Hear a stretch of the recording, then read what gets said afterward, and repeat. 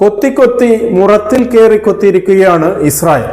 ഗസയിൽ താൽക്കാലിക വെടിനിർത്തൽ സാധ്യമാക്കി ഇസ്രായേലി ബന്ദികളെയും ഫലസ്തീനി തടവുകാരെയും മോചിപ്പിക്കാൻ ഒട്ടേറെ തവണ മധ്യസ്ഥത വഹിച്ച രാഷ്ട്രമായ ഖത്തറിന് നേരെയുള്ള ഇസ്രായേൽ ആക്രമണത്തെ അങ്ങനെയേ വിശേഷിപ്പിക്കാനാവും.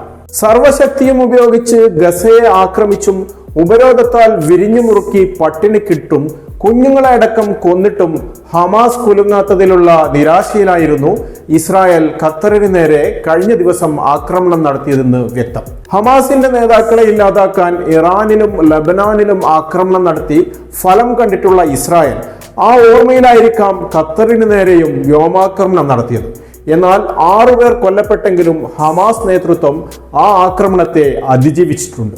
ഹമാസിന്റെ രാഷ്ട്രീയകാര്യ ചെയർമാൻ ഖലീൽ അൽ ഹയ്യ, മുതിർന്ന നേതാവ് ഖാലിദ് മിഷൽ, ധനകാര്യ മേധാവി സഹർ ജബ്രീൻ, ഷൂറ ചെയർമാൻ മുഹമ്മദ് ദാവിഷ്, മുൻ Qassam brigade commander Husam Badran, മാധ്യമ ഉപദേശകൻ താഹിർ അൽ നുനു എന്നിവരെയാണ് ഇസ്രായേൽ ലക്ഷ്യമിട്ടത്. ഖത്താറിൽ നടക്കുന്ന സമാധാന ചർച്ചയിൽ ഇവരുണ്ടായിരുന്നു. അമേരിക്ക മുന്നോട്ട് വെച്ച ഉപാധികളിലാണ് ചർച്ച നടത്തിയിരുന്നത്. ഹമാസ് നേതാക്കളെ മുഴുവൻ ഒരു സ്ഥലത്ത് ഒരുമിച്ചെത്തിച്ച് ഇല്ലാതാക്കാൻ അമേരിക്കയും ഇസ്രായേലും കൂടി നടത്തിയ കളിയാണോ പുതിയ സമാധാന ചർച്ചാ നിർദ്ദേശങ്ങളെന്നും സംശയിക്കുന്നുണ്ട്. ഒരുപക്ഷെ ഇത് മുൻകൂട്ടി കണ്ട് നേതാക്കൾ മറ്റൊരു സ്ഥലത്തേക്ക് മാറിയതാവാനും സാധ്യതയുണ്ട്. അതേസമയം ഇസ്രായേൽ നടത്തിയത് ഭീകരാക്രമണമാണെന്നാണ് ഖത്തർ പ്രതികരിച്ചത്. അന്താരാഷ്ട്ര നിയമങ്ങളെ മാത്രമല്ല ധാർമ്മികതയെയും ഇസ്രായേൽ കാറ്റിൽ പറത്തിയെന്നും ഇസ്രായേലിനെതിരെ രാജ്യാന്തര തലത്തിൽ നിയമ നടപടികൾക്കായി പ്രത്യേക സംഘത്തെ നിയോഗിച്ചതായും ഖത്തർ പ്രധാനമന്ത്രി Muhammad bin Abdulrahman Al Thani മാധ്യമങ്ങളോട് പറഞ്ഞു. ആക്രമണത്തിന്റെ പശ്ചാത്തലത്തിൽ ഗസയിലെ വെടിനിർത്തലുമായി ബന്ധപ്പെട്ട ചർച്ചകൾക്ക് ഇപ്പോൾ സാധ്യതയില്ലെന്നും അദ്ദേഹം വ്യക്തമാക്കി. ഇസ്രായേലിനെതിരെ തിരിച്ചടിക്കാൻ തങ്ങൾക്ക് അവകാശമുണ്ടെന്നും അദ്ദേഹം പറഞ്ഞു. 22 അറബ് രാജ്യങ്ങൾ ഉൾപ്പെട്ട അറബ് ലീഗും 6 ഗൾഫ് രാജ്യങ്ങളുടെ കൂട്ടായ്മയായ ഗൾഫ് സഹകരണ കൗൺസിലും ഖത്തറിന് പിന്തുണയുമായി രംഗത്തെത്തി. ഖത്തർ എടുക്കുന്ന ഏത് തീരുമാനത്തിലും തങ്ങൾ ഒപ്പമുണ്ടാകുമെന്ന് അവർ പ്രഖ്യാപിച്ചു. UAE പ്രസിഡന്റും സൗദി കിരീടാവകാശിയും കുവൈത്ത് അമീറും ഖത്തർ അമീറിനെ ഫോണിൽ വിളിച്ച് പൂർണ്ണ പിന്തുണ വാഗ്ദാനം ചെയ്തിട്ടുണ്ട്. ഇതിനു പുറമെ ഈജിപ്തും തുർക്കിയും ജോർദാനും ബഹ്റൈനും ഒമാനും ഖത്തറിന് നേരെ നടത്തിയ ഇസ്രായേൽ ആക്രമണത്തെ ശക്തമായ ഭാഷയിൽ അപലപിച്ചു.